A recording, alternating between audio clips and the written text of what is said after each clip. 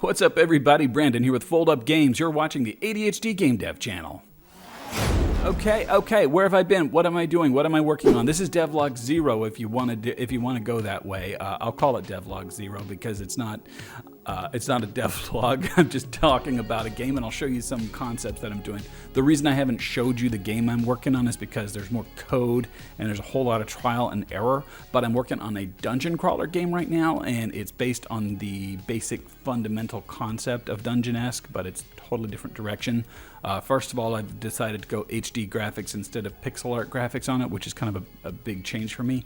And even though it's going to be high def, like 1920 by 1080 final window size, I still want to keep everything in simple shapes. I don't want to go, real complex with textures and things like that. So it's still supposed to have simple feel and style, but the output is really important for me to get right because I got to get the sizing of everything right because it's a procedural dungeon. And here's what I was doing with concepting. I'll show you let's jump over to Blender land over here.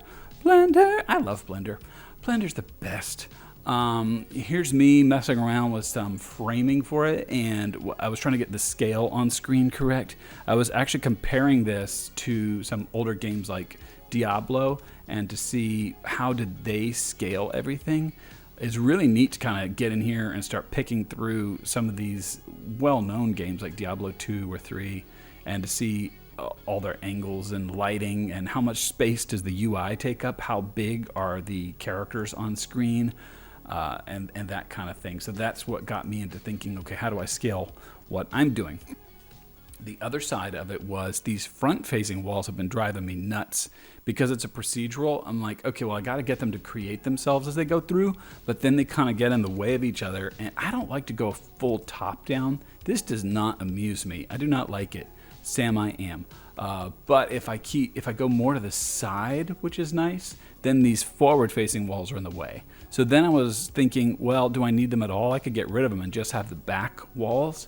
And if I had perhaps some kind of an overlay in it or a lighting concept in it, it might be good enough to give that sense of space. And it really got into that question of what do I want it to feel like, and do I want it to be particularly eerie or unsettling? And I like to make things a little bit more on the fun and cartoon kind of a side of it, but at the same time, I want people to have a game they do feel like around the corner there might be a bad guy to come out and jump them and get them. So that's where I'm at right now. I've been messing around with resizing and rescaling and trying to get the automation going on in the dungeon.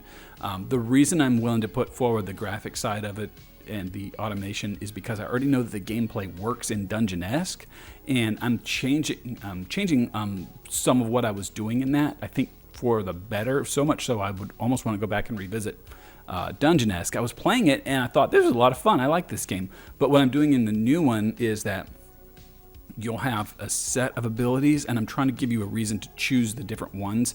So with the risk and reward, so as you pick up each ability, you'll be able to add them to your repertoire. In Dungeon-esque, you buy a spell and you'll just switch off to it, and there's fun in that. So now you're using a fireball instead of your basic attack that you had, or maybe you get a lightning, and if it turns out you didn't like it, you're kind of stuck with it until you have another attempt or you get another shop.